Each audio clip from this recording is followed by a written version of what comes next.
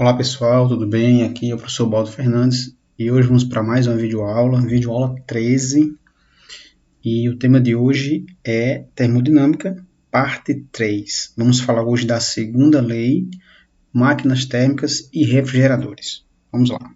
Então, os tópicos que iremos estudar hoje serão a segunda lei da termodinâmica, máquinas térmicas e refrigerador, ok? Bem, na videoaula anterior, nós falamos um pouco da primeira lei da termodinâmica, que é uma lei que trata da conservação da energia. E hoje vamos nos debruçar sobre a segunda lei. Para começar a discutir, para iniciar a discussão da segunda lei, e chegarmos nos enunciados que justificam a segunda lei, vamos aqui fazer um processo, fazer um percurso e ver alguns pontos importantes para o entendimento da segunda lei, ok? Então vamos começar aqui a discutir sobre os processos reversíveis e irreversíveis, ok? Então acompanhe comigo. Um processo é reversível quando as transformações podem efetuar em ambos os sentidos, ok? Quando o sistema retorna ao estado inicial, passando pelos mesmos estados intermediários. E um ponto importante é as transformações puramente mecânicas que se realizam sem atrito e sem que produzam choques inelásticos são processos reversíveis. Eu trouxe aqui um exemplo para a gente perceber a ideia de processo reversível. Então, imagine aqui comigo esse bloco e ele vai ser abandonado desse ponto aqui.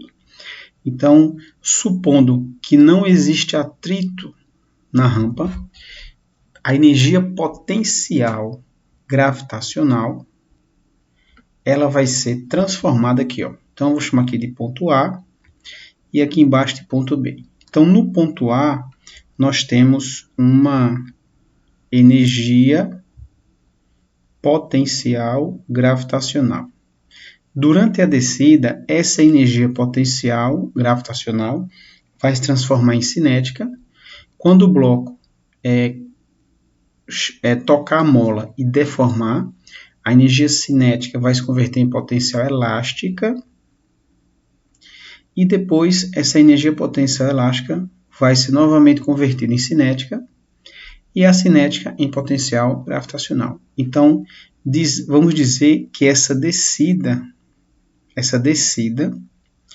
ela foi uma descida reversível, ok? É uma descida reversível porque houve conservação da energia e o bloco ele voltou para a mesma posição nas mesmas condições iniciais e passando pelos mesmos estados iniciais. Então, esse é um exemplo de descida de processo reversível. Caso o atrito não for desconsiderado, o objeto não vai retornar à posição que ele se encontrava antes, ok? Pois bem, uma transformação é dita irreversível, veja só, uma transformação é dita irreversível quando sua inversa só puder ser efetuada com parte de um processo mais complexo, envolvendo interações com outros corpos.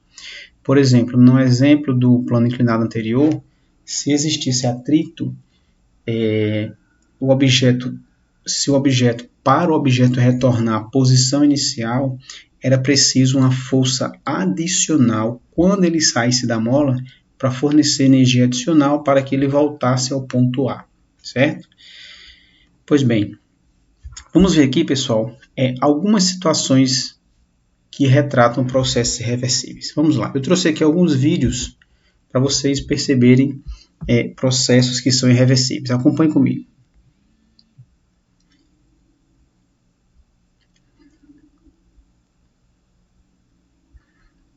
Observe. Aqui eu tenho uma caixa de fósforo, um pedaço de papel. Eu vou acender o fósforo e vou queimar esse papel, certo? Observe aí no vídeo.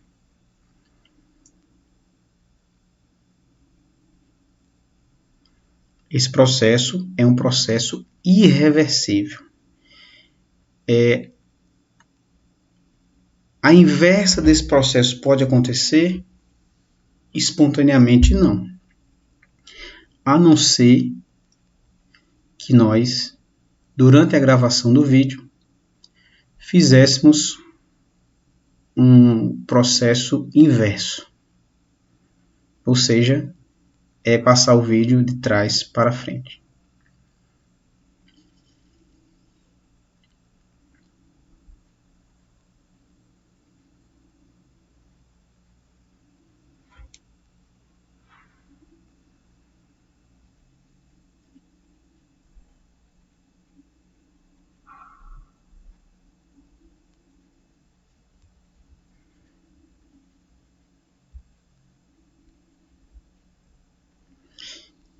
E aí, qual das situações ocorre na prática? É óbvio que é a situação 1, né? Vamos passar aqui mais um vídeo? Mais uma situação? Acompanhe.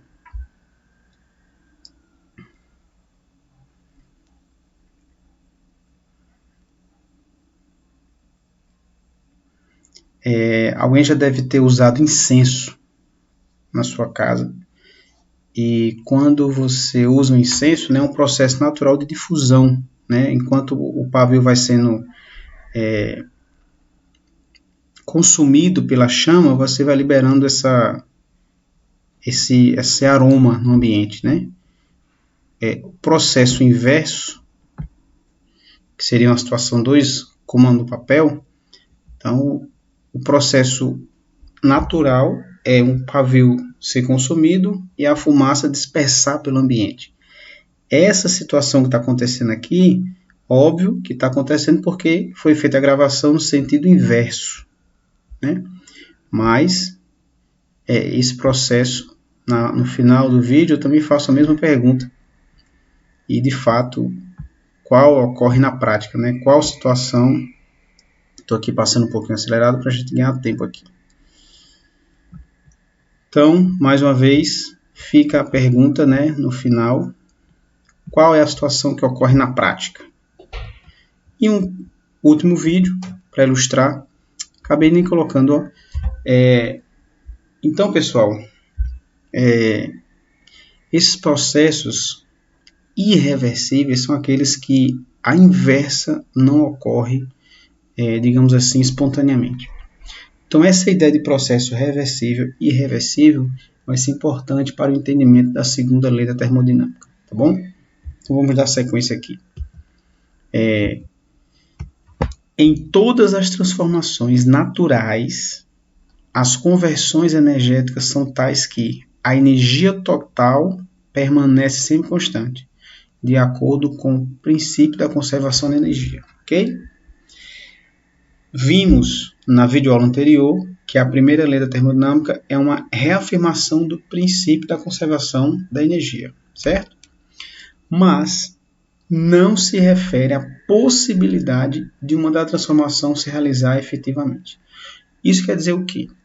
Pela primeira lei, todas as transformações são possíveis. Todas, certo? Sem exceção, porque a primeira lei trata da conservação da energia, certo?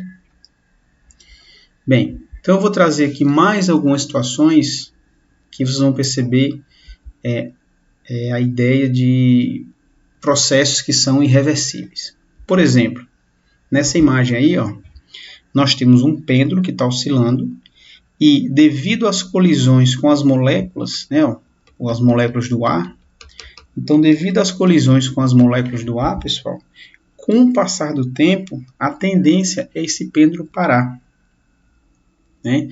A energia potencial gravitacional se transforma em cinética e a cinética em potencial, mas com o passar do tempo, toda a energia do sistema vai se transformar em energia térmica, devido às colisões com as moléculas, certo?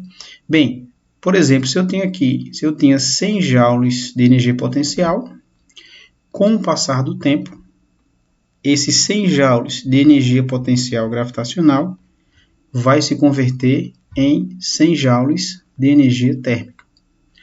Quando o pêndulo parar se você fornecer os 100 joules através de uma chama, fornecendo calor, esse pêndulo não vai se movimentar. Então percebam, pela primeira lei da termodinâmica, era para esse pêndulo se movimentar quando ele parasse, eu fornecesse energia na forma de calor. Mas isso não acontece. Comece a perceber a sutileza, aonde vai surgir a segunda lei, certo? A primeira lei da termodinâmica prevê todas as transformações. Porém, algumas transformações na natureza não ocorrem no sentido inverso. Aqui nós temos potencial, no final foi térmica. Mas a térmica em potencial não vai se transformar. Mais exemplos, acompanhe comigo. Vimos que o calor flui espontaneamente de um corpo de maior temperatura para um corpo de menor temperatura. Espontaneamente. O processo inverso pode acontecer, mas não é espontâneo. Ok? Então veja, a transferência de calor de um corpo de menor temperatura para o de maior pode ocorrer, mas não é espontâneo. Pela primeira lei, todas as transformações devem ocorrer, ou melhor, ocorrem, mas na prática, algumas não são espontâneas ou não ocorrem simplesmente. Mais exemplos. Imagine uma gota de tinta colocada dentro de um líquido. Com o passar do tempo, essa gota ela vai diluir, certo? Então ela vai se espalhar uniformemente. Mas é quase impossível que as moléculas se reagrupem, restaurando a gota inicial. Então comecem a perceber que na natureza, alguns processos, ou para alguns processos, a transformação inversa não ocorre, ou se ocorrer, a probabilidade é muito, mas muito baixa de acontecer, certo?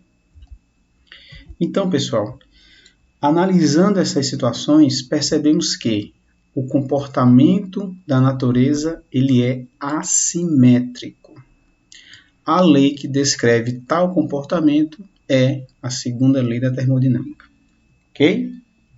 Pois bem, então, de acordo com a segunda lei, em toda a transformação de energia, parte da energia é transformada em energia térmica. E é essa parte de energia que se converte em térmica que a gente não pode utilizar para realizar o processo inverso.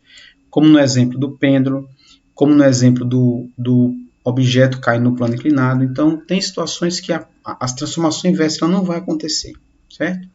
Bem, então, diante desse contexto, dessa análise geral de sistemas, processo reversível e irreversível, alguns exemplos, vamos citar aqui 2 enunciados que descrevem a segunda lei da termodinâmica, tá bom?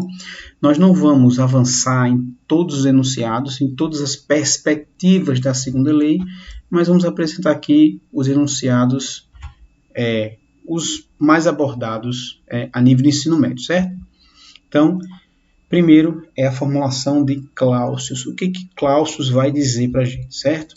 Que é impossível existir transferência espontânea de calor de uma fonte fria para uma fonte quente. Então, o processo da fonte fria para a fonte quente, ele não acontece espontaneamente. É impossível. É impossível o calor fluir de uma fonte fria para uma fonte quente. É impossível. Isso se for espontâneo, certo? Mas se for um processo com um agente externo, isso vai acontecer. Tá? Então aqui observe que nessa figura agora, eu tenho um calor fluindo da fonte fria para a fonte quente, mas com a ajuda de um agente externo através da realização de um trabalho. Então esse é o enunciado de Clausius. a formulação de Kelvin Planck, ele vai propor o seguinte, que é impossível construir uma máquina térmica com rendimento de 100%. É impossível. É impossível uma máquina térmica que opera em ciclos transferir toda a energia da fonte quente para a realização de um trabalho. Certo? Ou seja, uma máquina que retira uma quantidade de calor de uma fonte quente e a transforma integralmente em trabalho. Isso aqui, pessoal, é impossível. Nenhuma máquina térmica transforma todo o calor que retira da fonte quente em trabalho, certo? Pois bem, então, nesse caso aqui, parte da energia que se transfere da fonte quente para a fonte fria, então parte da energia que flui da fonte quente para a fonte fria, parte dela vai realizar trabalho. Aqui nós podemos escrever o seguinte, que o trabalho é a diferença entre a energia que sai da fonte quente menos a energia que é rejeitada para a fonte fria. Então, essa relação aqui, ela está baseada na conservação da energia, ok? E vou usar isso daqui a pouco, tá bom? Então, bem, já que nós falamos, de máquinas térmicas, vamos explicar um pouco mais o que são as máquinas térmicas, tá bom? Máquinas térmicas são dispositivos usados para converter energia térmica em energia mecânica, tá? É preciso de duas fontes, uma fonte quente e uma fonte fria. A fonte quente é representada pelo Q1 e a fonte fria é expressa pelo Q2. Bem, um fluido operante, geralmente vapor de água, serve de veículo para a energia térmica que sai da fonte quente, passa pelo dispositivo intermediário, que utiliza parte da energia na realização de trabalho, certo? E leva o restante para a fonte fria. Então, pessoal, eu trouxe aqui um esquema que a gente já mostrou anteriormente. Então, nós temos a fonte quente, associada à fonte quente uma temperatura T1 e um calor Q1. Nós temos a fonte fria, associado à fonte fria, uma temperatura 2, certo? De modo que T1 tem que ser maior do que T2, tá? Então, aqui, uma energia vai fluir da fonte quente, parte da energia eu vou realizar um trabalho mecânico e a outra parte você vai rejeitar para a fonte fria. Então, a quantidade de calor Q1 que chega à máquina térmica vinda da fonte quente, geralmente é obtida pela combustão de carvão, de óleo, madeira ou mesmo por fissão nuclear, como nas usinas. Ok?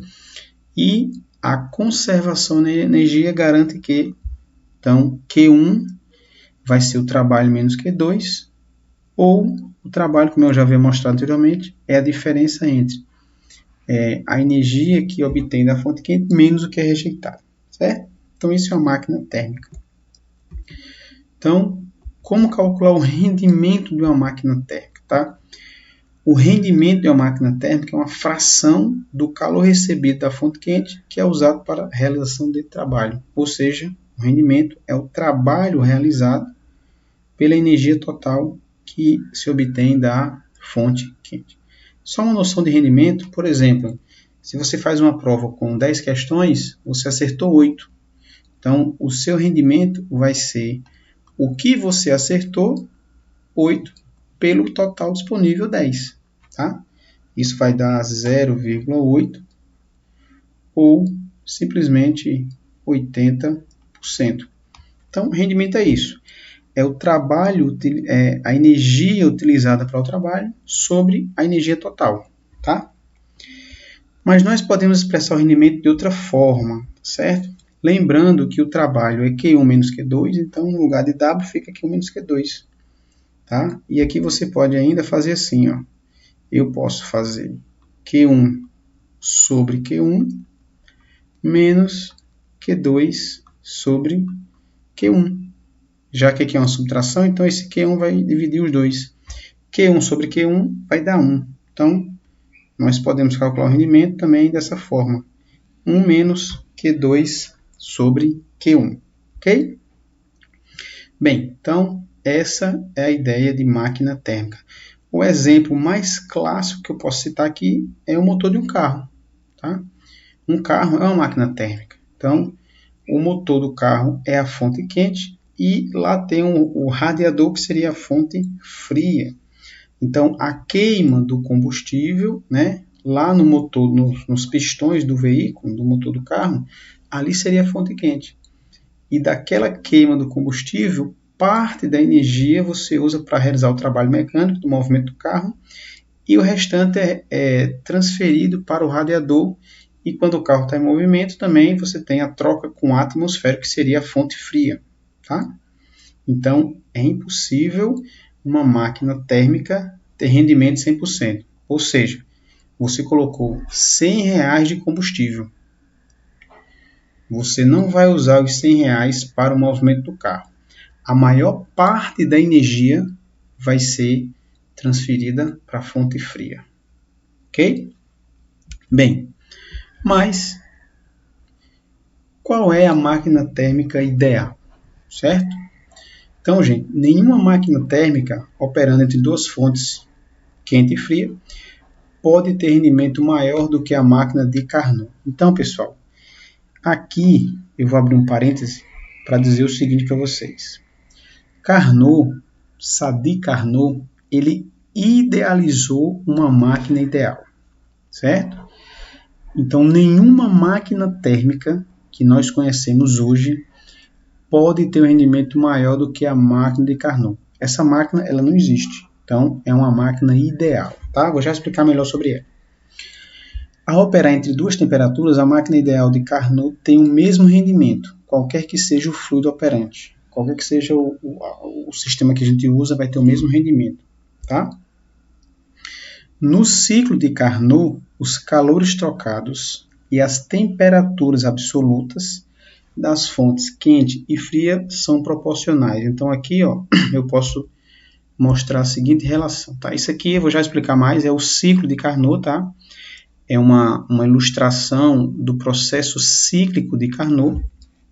E como eu falei anteriormente, os calores trocados na fonte quente e na fonte fria são proporcionais às temperaturas de cada fonte. Lembrando que a temperatura tem que ser expressa em Kelvin, tá? Então, Q2 sobre T2, Q1 sobre T1. Ou, faz aqui meio pelos extremos. Então, fica Q2 sobre Q1, T2 sobre T1, certo? Então, sendo, vimos que o rendimento é 1 menos Q2 sobre Q1, só que Q2 sobre Q1 é isso aqui. Então, a expressão para calcular o rendimento de Carnot, 1 menos T2 sobre T1. Essa expressão aqui retrata o rendimento para o ciclo de Carnot. Vamos falar um pouco mais do ciclo de Carnot, certo? Então, quais são os processos que ocorrem no ciclo de Carnot? Vamos lá. Nós temos aqui 4. AB, BC, CD e DA, certo? Muito bem. O processo AB, vejam que o gás está expandindo a uma temperatura constante, então aqui seria uma expansão isotérmica, certo?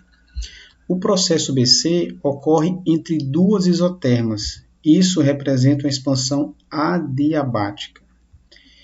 De C para D, CD é uma compressão isotérmica, e o final, DA, compressão adiabática. Pessoal, por que esse ciclo é um ciclo ideal?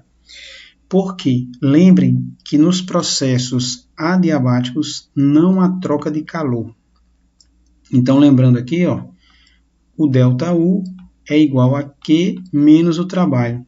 Só que no processo adiabático não há troca de calor. Ou seja, a variação da energia interna equivale a menos o trabalho, certo? Então, na expansão adiabática, você teria aí um aproveitamento máximo de energia para realizar o trabalho, certo? Outro ponto que dificulta o ciclo de Carnot são as transformações isotérmicas AB e CD. Qual é a restrição?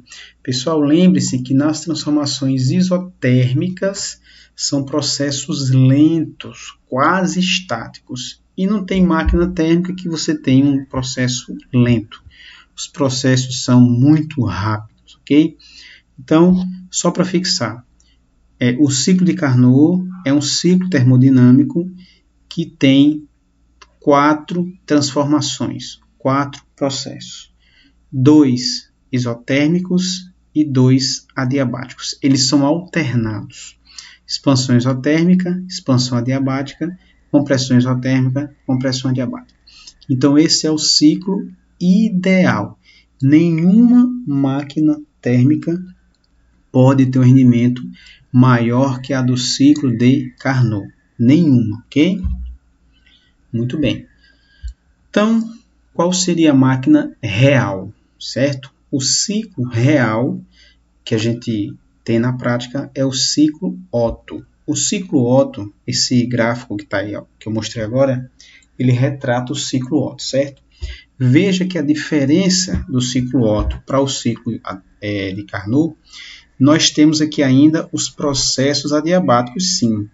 Só que no lugar dos isotérmicos, vai surgir aqui os isovolumétricos.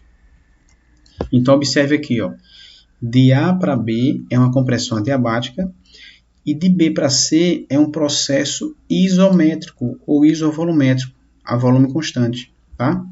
CD, expansão adiabática, e DA também um processo isométrico, tá? Então, esse aqui seria o exemplo do ciclo Otto, que são os ciclos de motor a gasolina. Eu trouxe aqui uma figura que ilustra o processo, né, as etapas do ciclo de cada motor a gasolina, né? Um breve resumo. Então, aqui nós temos inicialmente a entrada de ar e gasolina no pistão. Essa válvula fecha e o pistão sobe e vai comprimir essa massa, ok? Quando comprime a massa, é liberado a centelha, vai gerar aqui uma explosão, então o pistão vai e desce. Quando o pistão desce, a válvula de escapamento se abre e quando o pistão volta, essa massa de ar vai sair pelo escapamento. Então, isso aqui é só um resumo, tá? Do ciclo que vai acontecer, o ciclo real, tá? Então, só para fazer aqui uma comparação, o ciclo ideal é o de Carnot, 2 transformações isotérmicas com 2 adiabáticas, e o ciclo real, 2 adiabáticas com 2 isovolumétricas, ok? Bem, para fechar, tópico 3, os refrigeradores, tá? O refrigerador, ele retira calor de uma fonte fria e entrega calor a uma fonte quente. Lembre-se que esse processo aqui não é espontâneo, ok? Exemplos de refrigeradores: geladeira, ar-condicionado, freezer. Todos esses são sistemas que retiram calor da fonte fria para a fonte quente. E Clausius previu que isso era impossível acontecer espontaneamente. Então, nesse caso, tá, esse processo não é espontâneo, então é preciso um trabalho externo para fazer esse processo inverso. No caso da geladeira, do refrigerador, do ar-condicionado, do freezer, o motor faz esse papel de forçar o fluxo de energia de dentro do ambiente para fora, ok? Então é preciso realizar um trabalho mecânico para isso, tá? Bem, então pela conservação de energia, o calor que eu retiro da fonte fria mais o trabalho realizado para fazer isso é igual ao Q1, ou seja, trabalho é Q1 menos Q2, tá? Bem, então, assim como nós vimos o rendimento de uma máquina térmica, também temos como calcular a eficiência do refrigerador, tá? E a eficiência do refrigerador é expressa pela razão entre a quantidade de calor retirado da fonte fria e o trabalho externo envolvido nessa transferência. Então, a eficiência é o Q2 sobre o trabalho. Lembrando que o trabalho é Q1 menos Q2, então nós podemos calcular a eficiência também dessa forma aqui, ok? Então, pessoal, é isso que eu queria falar hoje nessa videoaula. Espero que vocês tenham compreendido a ideia central da segunda lei, como é uma máquina térmica, como é o rendimento, máquina ideal, máquina real. E é isso, tá? Um abraço a todos e nos vemos na próxima videoaula. Se você gostou, deixe seu joinha, deixe um comentário e até logo. Um abraço a todos.